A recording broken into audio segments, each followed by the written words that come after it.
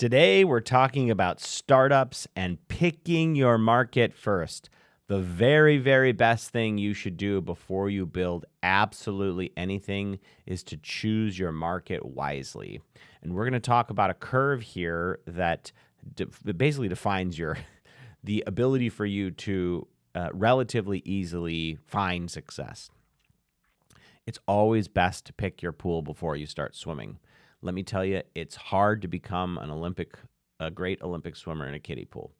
And that kiddie pool is defined not just by how big the market is, but how big the market is relative to the other people in it. And that is to say, an Olympic-sized swimming pool that is filled to the brim with people is also not a great place to practice swimming.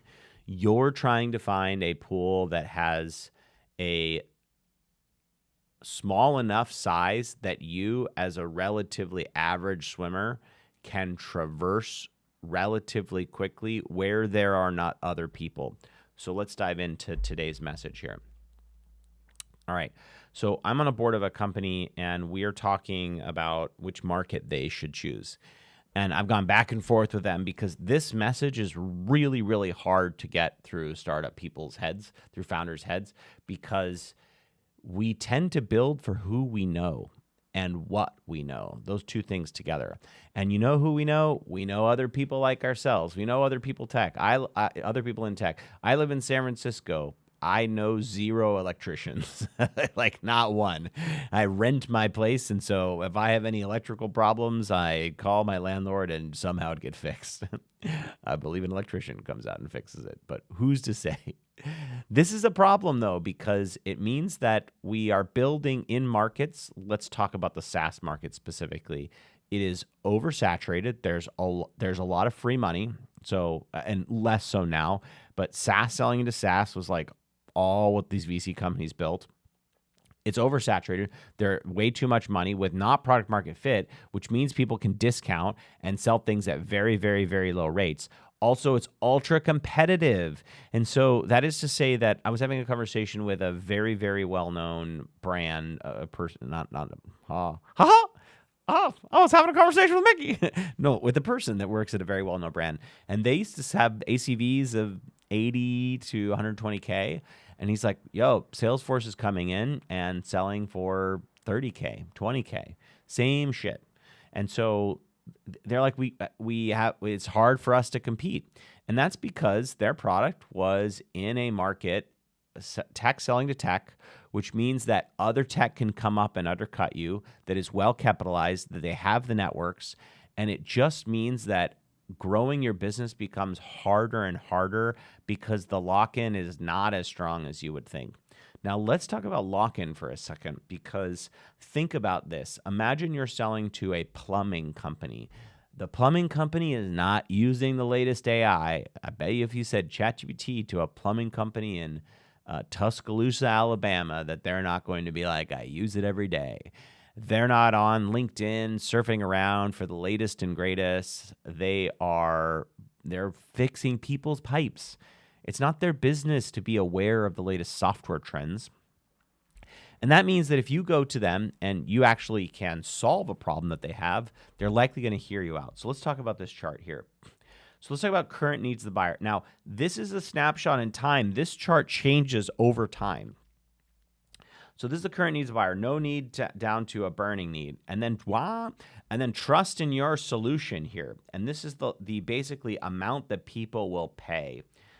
Now, let's talk about the bottom corner is obvious, right? I don't trust your solution and I have no need. That's most startups. The danger is actually not in this bottom corner, right? The danger is in the center. So I think about like chatbots, right? Well, there's I think 400 plus B2B chatbots, right? 400 plus, right? And so do buyers need chatbots? Yeah, it'll improve conversion. It's nice.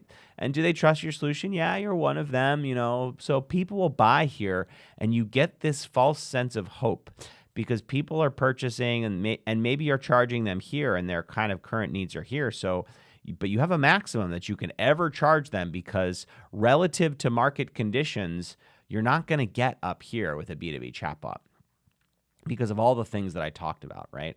I mean, e- even imagine the case where you have a B2B chatbot that uses perfect AI that can answer all the questions of your buyers. You're still selling into market where, by the way, everyone else is building for tech, which means that tech selling into tech, well, there's going to be cheap tech with venture-backed outcomes where they can lose money to acquire customers. So they're going to come in and eat your lunch over time, especially over time. Now, let's talk about a different case. Let's talk about you selling into plumbers, for example, a very high niche, right? And plumbers don't have different tech stacks. They don't have different configurations like tech companies. So the combination of market conditions and startup opportunity. So let's talk about market conditions. Market conditions are basically where's the market relative to your solution, right? So you're going to get this boost by just the market being in a poor position relative to your solution, right? Where they're doing a lot of things manually and they're typing things out. They're not using AI, right? Market conditions are good for you, especially if you're focused on a niche. Now, your opportunity is the next sort of case here. People, of course, can't buy just on good market conditions. Your opportunity is to connect what you do to those market conditions. And the tighter and the higher and the more well knit those two things are, the better your chances are. And that is to say, if you're going after plumbers, the messaging force is you're almost forced with better messaging. And even better if you're going after residential plumbers. And even better if you're doing residential plumbers that work only on toilets. Because the more niche, and let's assume that that's actually a subset of the industry, which is probably not, but let's just assume that there was a niche of, like one of my startups that I work with, they have 2,000 companies in their total addressable market. 2,000 companies, really, really small. So what they can do is they can communicate ultra precisely to those 2,000 companies. So when they come up, they're like, oh my gosh, I see the market, the problem I have in the market condition with how you're speaking to me, right? And so what happens is people start to buy on this curve, right? They don't really trust your solution. They don't really know it, but the buyer's need is like, okay, I'm starting to understand. And you start racking up wins here, right? So you get 5 customers, you get 10 customers, you get 100 customers. Well, that's 5% of the whole TAM. If this company gets 100 customers, 200 customers, 10% of the whole TAM, right? And so that means that people start to talk, right? You start to build brand.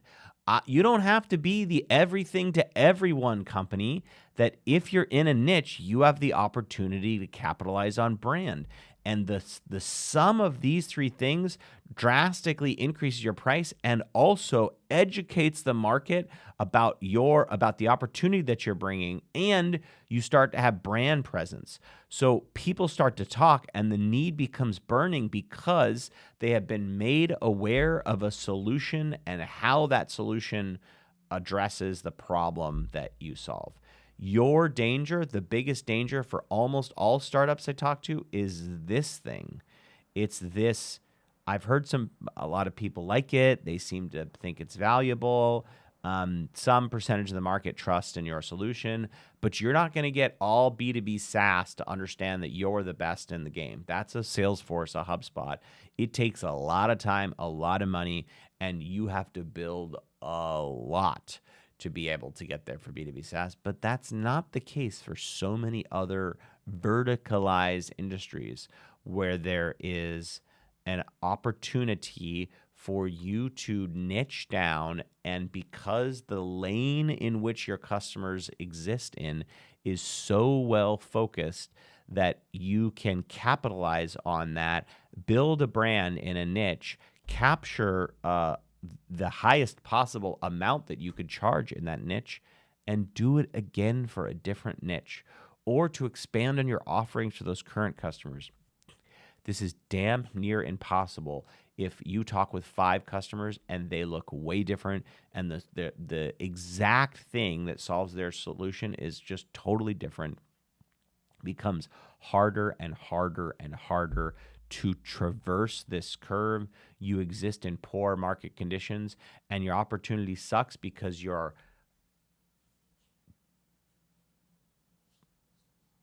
diluting your value across so many different customers that you end up with a message that doesn't allow you to build brand because you try to be a little bit of everything to a little bit of everyone. All right, now I have to make the thumbnail. Okay, I've never done this video before. Like,